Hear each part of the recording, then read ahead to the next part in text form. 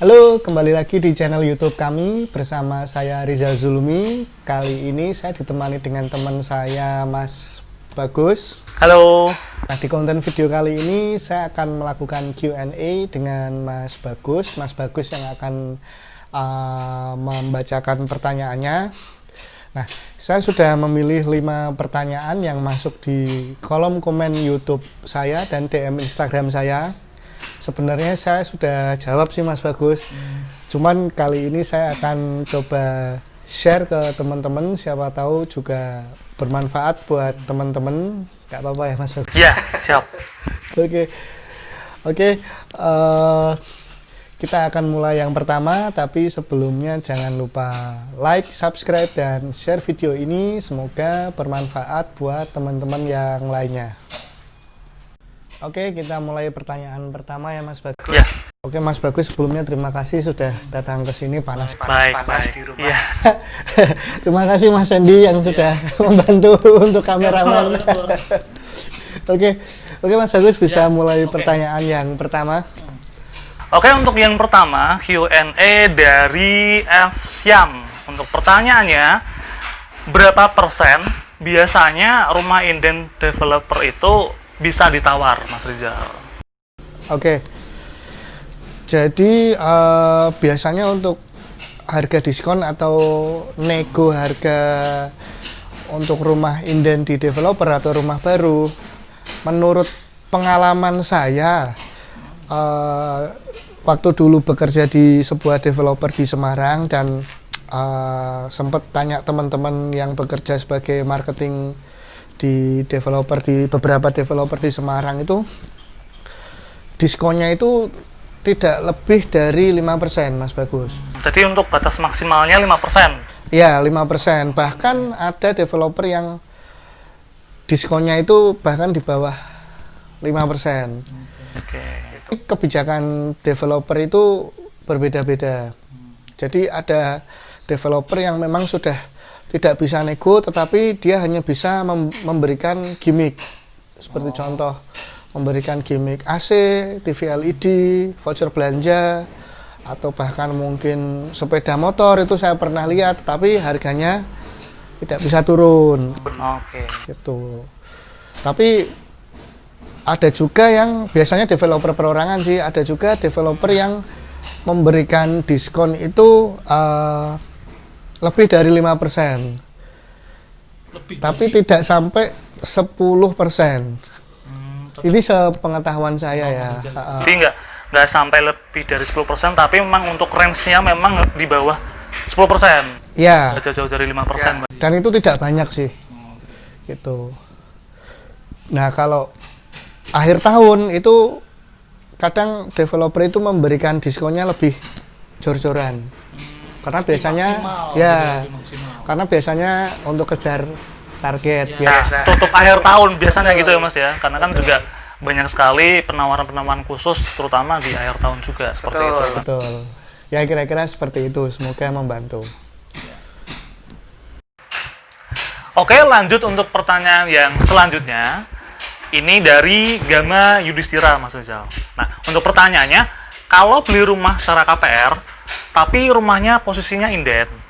Nah, terus untuk akadnya itu setelah DP lunas atau rumahnya harus terbangun dahulu. Nah, terus untuk cicilan KPR-nya itu dimulai sejak kapan, Mas Rizal? Begitu pertanyaannya. Jadi begini, ada 2 tipe developer di sini. Ya. Developer yang MOU atau kerjasama dengan bank soal KPR, itu developer yang bisa KPR inden. Artinya KPR bisa diajukan dan akad kredit bisa dilakukan tanpa menunggu rumah jadi terlebih dahulu. Itu kelebihannya. Oke, nilai plusnya. Ya, jadi tidak harus menunggu rumah jadi, bangunan belum jadi, DP sudah dibayarkan, itu bisa dilakukan akad kredit. Ya. Terus yang kedua itu developer yang tidak kerjasama atau MOU dengan bank soal KPR-nya. Itu developernya harus membangun rumahnya sampai jadi dulu, atau mungkin hampir finish, baru bisa diajukan KPR dan dilakukan nekat kredit. Oke. Oke, jadi tinggal developernya itu kerjasama tidak dengan bank soal KPR-nya. Kalau kerjasama ya itu bisa KPR inden tanpa membangun rumahnya terlebih dahulu. Jadi nanti ketika sudah akad kredit, nanti pencairan dari bank ke developer itu bertahap, Mas Bagus. Oke. Sesuai progres bangunan yang dibangun oleh developer. Oh, jadi tidak ya. langsung betul. Pure 100% gitu Mas. Ya, Jadi sesuai dengan progres bangunan. Jadi berapa persen dulu betul, 100% sampai bangunan selesai seperti itu. Terus cicilannya itu tentu saja dimulai 1 bulan setelah akad kredit. Sama seperti yang lainnya. Biasanya akad kreditnya tanggal 1 misalnya. Biasanya ketika akad kredit ada 1 kali angsuran yang ditahan bank. Kemudian bulan depannya tanggal 1 jatuh tempo untuk cicilannya. Kira-kira seperti itu. Berarti nggak ada pengaruhnya antara untuk dimulainya cicilannya itu, entah itu akad yang masih inden ataupun yang sudah ready pun sama ya Mas Rizal ya? Sama. Jadi kan? Jadi walaupun kita akad kredit untuk developer yang masih inden, yang mungkin rumahnya belum diapa-apakan, baru di pondasi, tapi kita sudah akad kredit, ya besoknya tetap harus membayar cicilan. Normal, ya. Kita harus tetap membayar cicilan walaupun bangunannya belum ada. Ya mungkin itu sedikit minusnya ya. Seperti itu. Ya. Nah, untuk pertanyaan yang ketiga, ini Mas Rizal dari Aditya. Nah, untuk pertanyaannya, Pak, beli rumah di developer untuk pembayarannya melalui in-house itu aman atau tidak sih? Seperti itu Mas Rizal pertanyaannya. Oke. Pembayaran rumah melalui sistem in-house di developer itu sebenarnya aman-aman saja. Jika legalitasnya juga jelas. Artinya legalitasnya apakah sudah atas nama developer atau apakah sudah split, itu harus jelas. Kemudian aman jika sistem pembayarannya tidak hanya bisa dilakukan lewat in-house saja, tetapi juga bisa lewat KPR. Jadi harus ditanyakan juga, walaupun kita pembayarannya lewat in-house, bisa nggak lewat KPR seperti itu. Kecuali developer syariah ya memang nggak bisa di KPR-kan melalui bank seperti itu.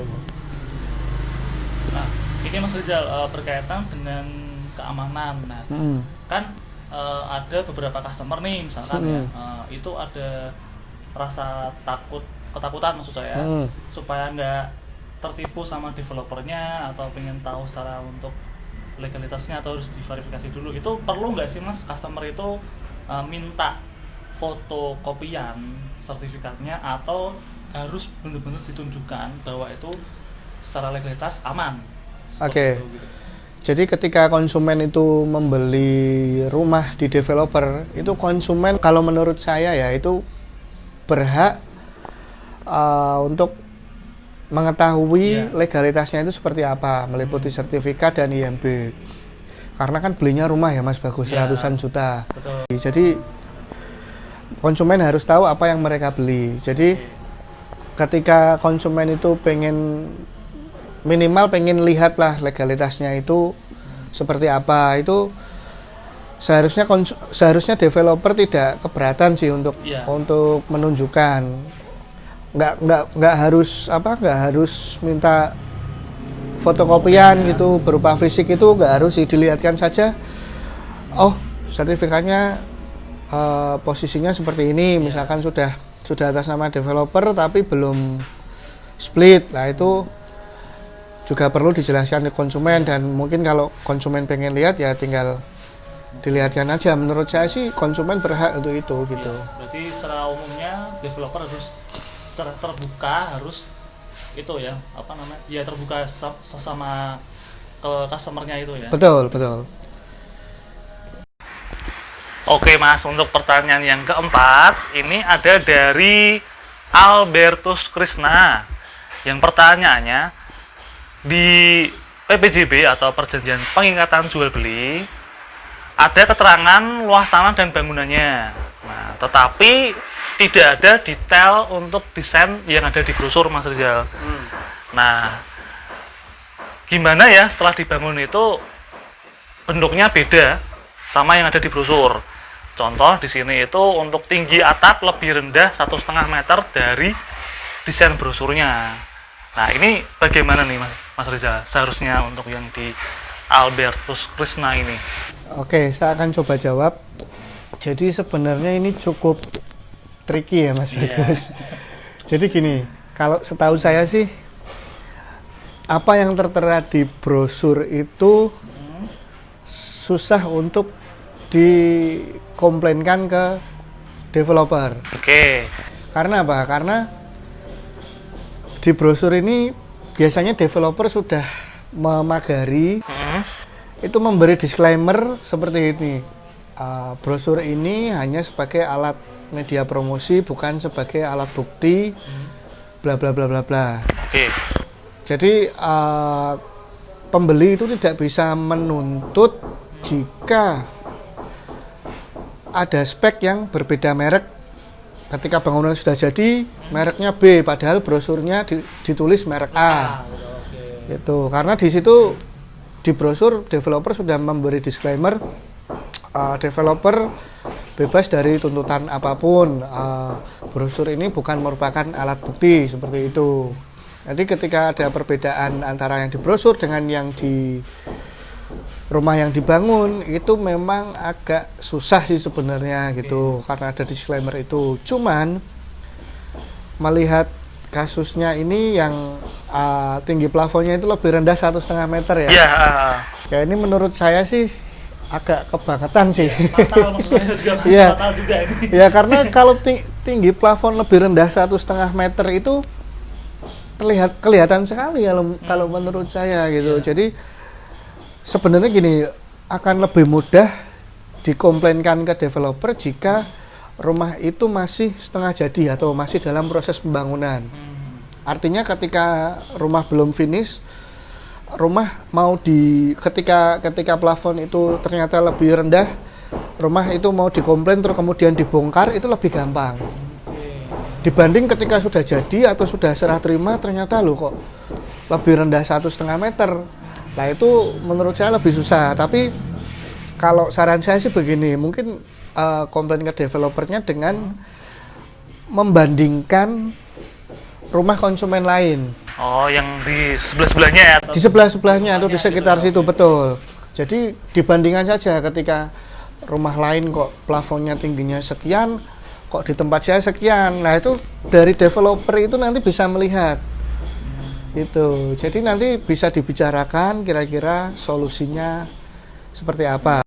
Ya, jadi ya kalau jalan satu-satunya menurut saya ya developernya harus membongkar, memperbaiki, karena plafon turun 1,5 meter itu menurut saya ya bangetan sih Mas. Iya, fatal menurut saya juga sih. Itu rendah sekali kalau menurut saya seperti itu. Oke.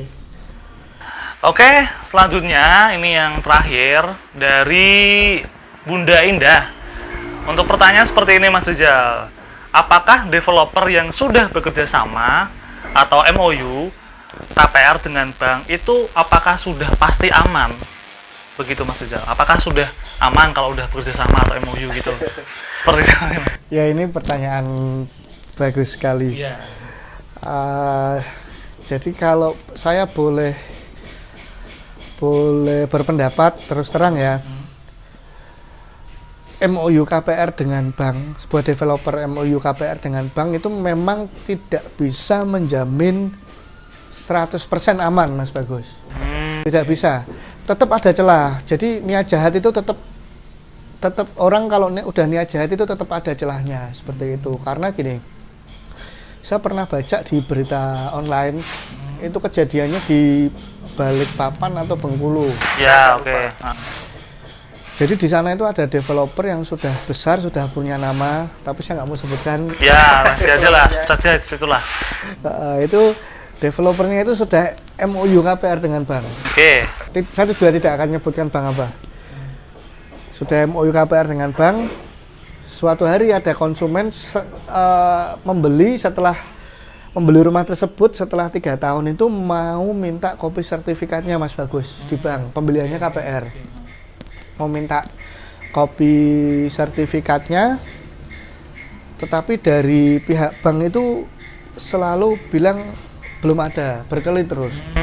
Selalu ada yang ditutupi mungkin kali ya Mas ya? Kira-kira seperti itu. Jadi, nah setelah di konsumen ini curiga, cross check ke notaris, cross check ke bank, ternyata baru ketahuan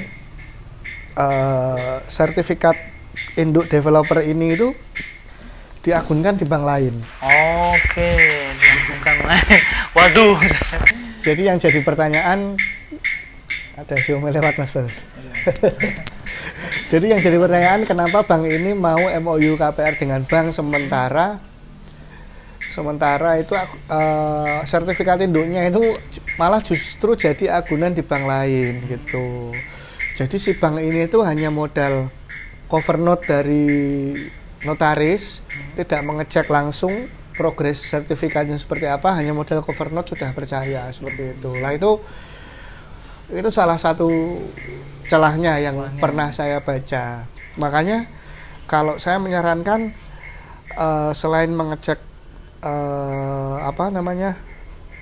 MOU atau kerjasama tidaknya dengan bank soal KPR-nya, itu pembeli juga tetap ya harus mengecek legalitasnya dulu ke developer. Itu harus diketahui legalitasnya, apakah sudah atas nama developer. Jika sudah atas nama developer, apakah sudah split, seperti itu harus tahu Mas Bagus seperti itu. Dan jangan lupa selalu minta PPJB ke developer karena itu prosedur standar di developer besar seperti itu. Jadi selalu minta PPJB ketika sesudah pembayaran tanda jadi, itu penting. Jadi itu juga wajib yang customer harus tahu ya Mas? Iya betul. Karena itu kan pegangan konsumen ketika membeli rumah. Ketika membeli rumah inden itu kan ada janji developer kapan rumah itu dibangun, kapan sertifikat itu jadi. Nah janji-janji itu kan yang harus tertuang yang namanya di PPJB itu Mas Bagus. Makanya selain yang tadi saya sebutkan, PPJB itu juga penting seperti itu. Oke, bisa ditutup Mas Bagus. Itu tadi semuanya Q&A dari Mas Rizal. Nah, itu nanti semoga bermanfaat untuk rekan-rekan semuanya. Dan kita akhiri ya Mas ya, atau gimana? Jangan lupa follow Instagram saya Rizal Zulmi Property di sini, dan follow juga Instagramnya Mas Bagus. Ya, di sini follow juga Bagus SP 17.